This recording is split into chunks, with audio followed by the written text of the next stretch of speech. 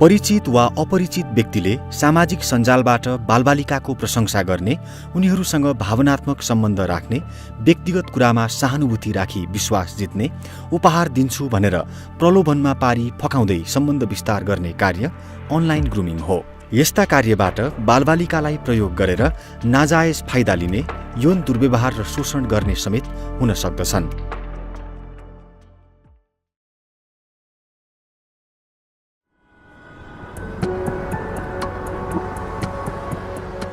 Mobile, computer, tablet लगायतका उपकरणहरू प्रयोग गरी अर्को व्यक्तिलाई मन नपर्ने सन्देश, फोटो तथा भिडियो पठाउने, जिस्काउने, होच्याउने, हैरानी पार्ने कार्यहरू साइबर बुलिङ हो। अनलाइनबाट कसैको बारेमा नकारात्मक र गलत सामग्री पठाउनु, पोस्ट गर्नु र सेयर गर्नु पनि बुलिङ हो।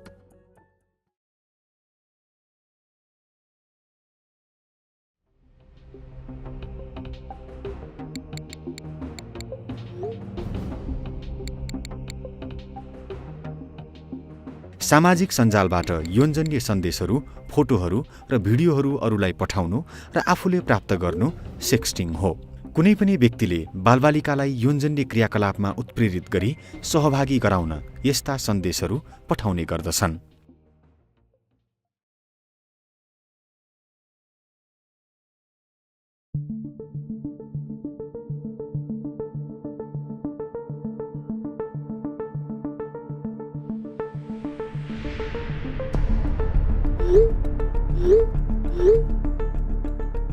सेक्सटोर्सन भनेको कुनै पनि सामाजिक सञ्जालमा राम्रो सम्बन्ध विस्तारपछि साटासाट गरिएका यौनजन्य सन्देश, तस्बिर र भिडियोहरू अरूलाई पठाइदिन्छु भनी धम्की दिनु सेक्सटोर्सन हो।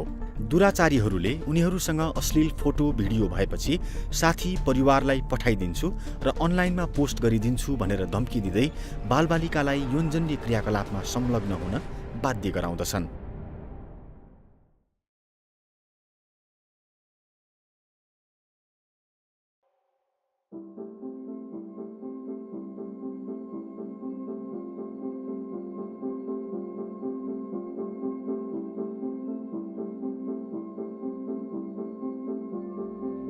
ह्याकरहरूले इमेल, सामाजिक सञ्जाल र वेबसाइटबाट महत्त्वपूर्ण सूचना, पासवर्ड, बैंक अकाउन्ट, क्रेडिट कार्डको पिन नम्बर लगायतका गोप्य सूचनाहरू पत्ता लगाई दुरुपयोग गर्नु फिसिङ हो। यो एक साइबर आक्रमण हो जसले अरूको इमेल, म्यासेज, फोन कल र अन्य माध्यमबाट संवेदनशील सूचनाहरू प्राप्त गरी उनीहरूलाई फसाउने र नोक्सानी गराउने गर्दछन्।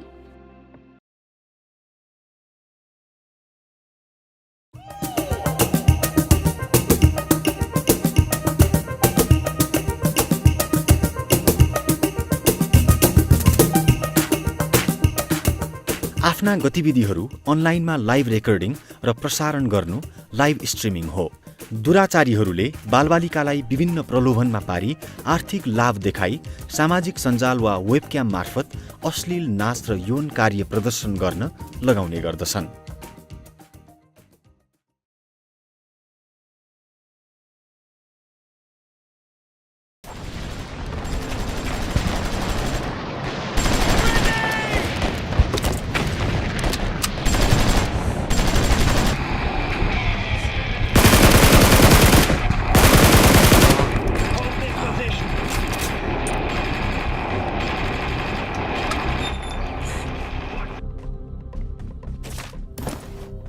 अनलाइनमा लामो समय र अत्याधिक रूपमा खेल खेलिरहने बानी र व्यवहारलाई अनलाइन गेम एडिक्सन भनिन्छ। बालबालिकामा यसको लत बसेपछि वास्तविक दुनियाँ नै बिर्सन्छन् र अन्य सब कार्यहरू बिर्सन्छन्। अनलाइन बाल यौन दुर्व्यवहार विरुद्ध भोइस अफ चिल्ड्रेनको अभियान